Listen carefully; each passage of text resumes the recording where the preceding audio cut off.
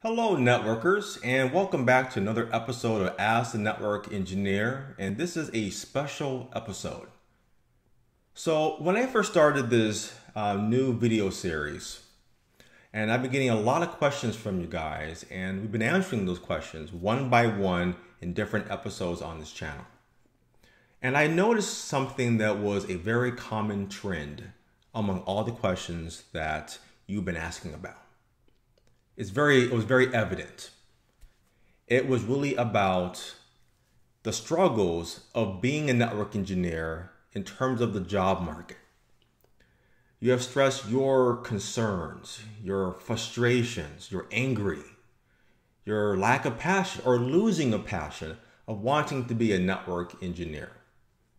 You're losing hope. You're abandoning ship and looking at potential other options. And your questions have been really based on that.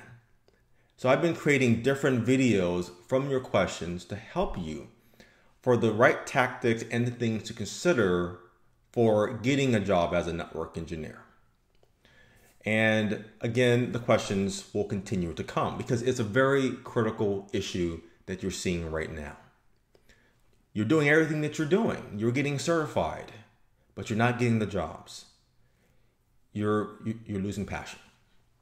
So what I did for several months, I've been doing this for a long time, is I said, let me look at this from a different perspective. Let me start talking and collaborating with my colleagues, my business partners, other consultants, companies, friends at Cisco, friends in other networking-based companies that I still interact with, internet service providers, cloud providers, including my own wife. Yes, my wife is a manager for an IT department at a cloud computing company. She's been there for more than 10 years. And she's involved with hiring people all the time. I mean, a lot. And she gets dozens and dozens of resumes, and she has gone through dozens of interviews, phone interviews, looking at resumes and listening to people of how they do the interview process.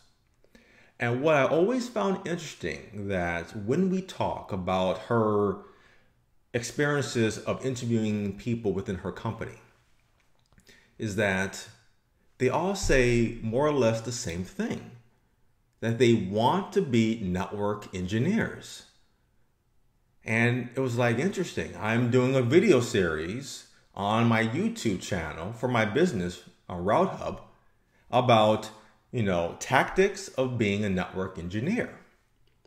And it's like, is this what everybody wants? Does everybody want to be a network engineer?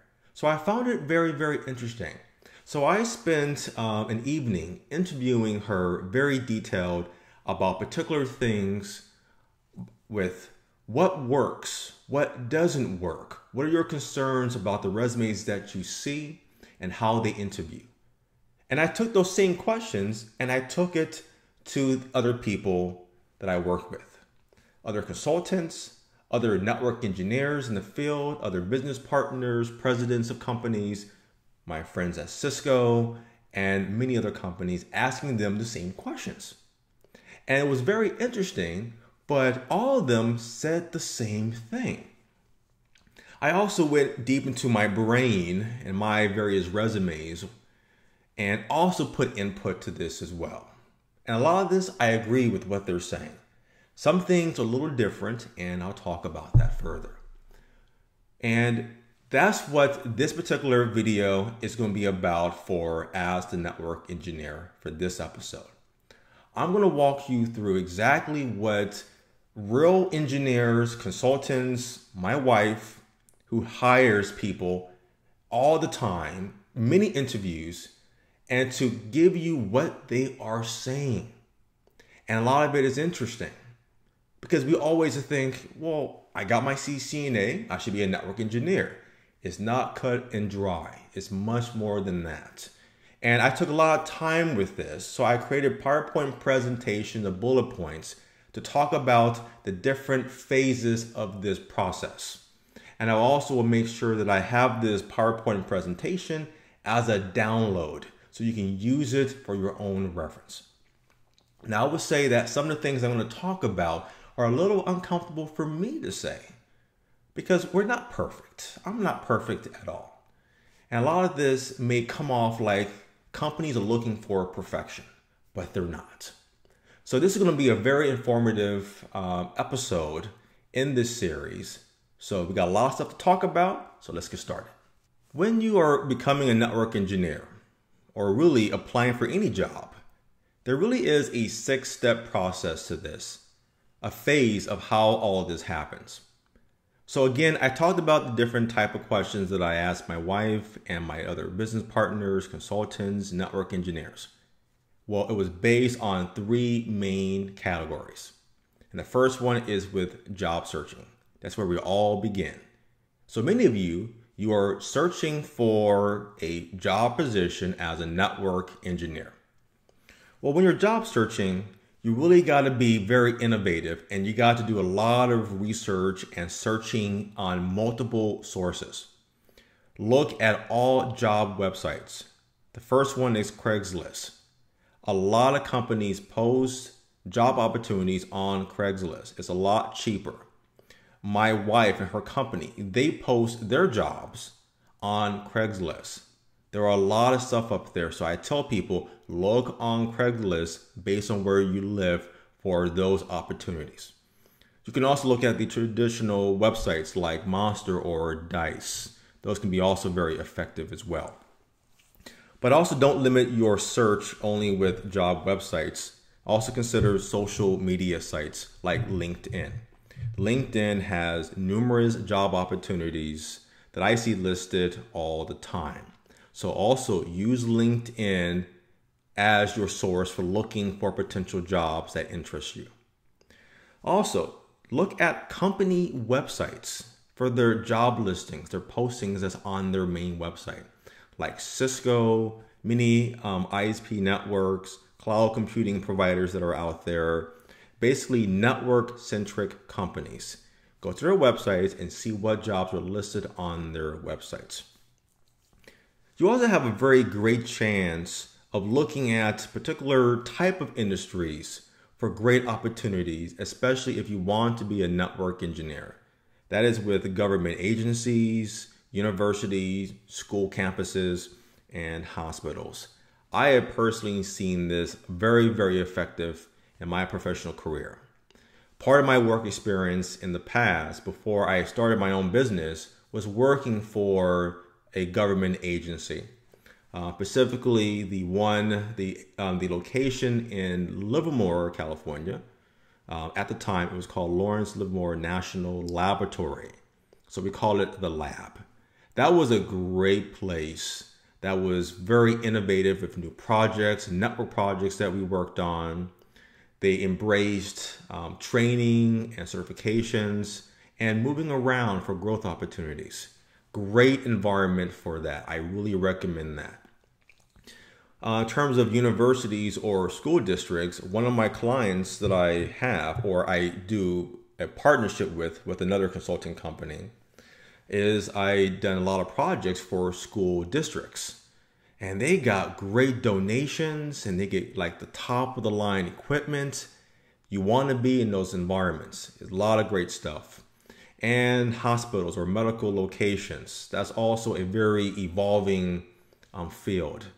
I have a very close friend that works for Kaiser, and he works like in a sandbox. He's doing Cisco Unified Computing. It's a lot of great stuff. So really, if you're getting to networking, looking at one of these type of government, universities, or medical, that is where you want to definitely look at. Okay. But also important to understand when you are job searching is really when you're starting out. And I gave this example before. If you're starting out in the field and you want to be a network engineer, you cannot search for only network engineer. Yes, you may be certified. You may got your CCNA and your CCNP. But it is important. It is very, very important that you got to start at the bottom. And the best places or the positions for that is with technical support roles. those are roles that you're doing a lot of different type of things like networking and servers. You need that exposure because when you are a network engineer, you're doing a lot of different things and you got to know a lot of different components involved. So technical support is what you should probably be looking at. But again, there could be other similar type of positions like network technician, a field engineer or technician. Anything that has networking responsibilities. That's what's very, very key. And that's why I also mentioned about company websites like Cisco or ISPs or cloud providers, because they have a lot of network responsibilities.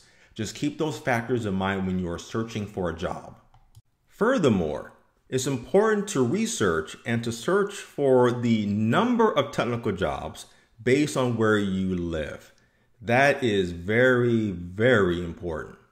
So I live in the San Francisco Bay Area. So that means I live close to San Jose, Sacramento, even San Francisco. There are a lot of job opportunities that I see all the time, and many of those are offered to me a lot. So they're definitely there because companies, they are hiring. There are a lot of technical jobs out there, but major cities, they will have greater of these opportunities. So once again, that is important. So if you live close to a major city, then there are greater opportunities. I remember a long time ago, I was thinking about moving to Jackson, Mississippi. It's in the South. And that's where my family lives, my mother and my sister. I wanted to be closer to family. Family is very important to me. And, well, what did I do? Well, I researched for the number of technical jobs, network engineering jobs in that area.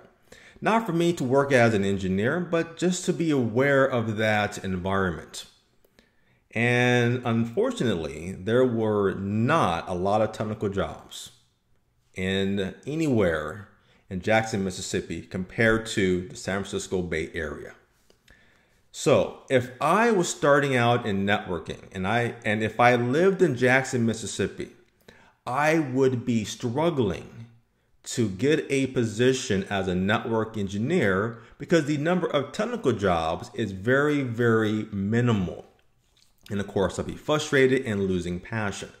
So where you live makes a very, very big difference. Now, this is something also to keep in mind. In your quest to be a network engineer, it may require you to move to a different city or state for the benefit of your career. Now, let me step back for a quick second and talk about a job versus a career. This is a very big difference to me. A job is something that pays the bills. You go to work, you do what you got to do, you get paid in 2 weeks or whatever you get paid. That is it. You have no interest of advancing and doing anything further with your job. Where a career is something that you are building. It is a professional kind of goal for you. And for a career, you want to advance your profession of what you want to do. You're getting the training, you're doing the certifications, and if you're willing to move, you want to move because you have a passion for networking or whatever your career could be. And yes, it could be challenging for a lot of people. You may have a family. You can't just leave if you have a family. But those are things to keep in mind. Do you want to be a network engineer for a job or as a career? And that also makes the big difference. And if you do want to pursue a career in networking, and if you live in an area that doesn't have a lot of technical jobs, it may require the next step for you to potentially move. Don't do it very quickly. Do it very gradually, though, because you want to do what is in the best interest for your career and building your career as being a network engineer. And that will be number 1, which is job searching. So use those considerations that I outlined to help you with searching for jobs. and what to consider as a career or as a job. So your assignment until the next video is to post your stories of how you're searching for jobs today. And you should also go to Craigslist, go to LinkedIn, go to Monster, go to Dice. Just do some searching to see about what are the job opportunities that are out there based on where you live and which ones have networking opportunities. Do your research for that. That's very, very important. Even if you're not applying for a job, it's good to have that experience of seeing, okay, so LinkedIn has a lot of great opportunities. So when I'm ready to move on or to make that next step, this is where I should go. So thank you for watching this video. And next time we'll be talking about number 2 on our list, which is submitting the resume.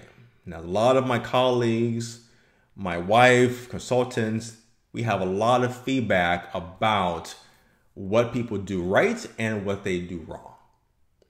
So again, thank you for watching this video. Please subscribe to our channel and I'll see you guys next time.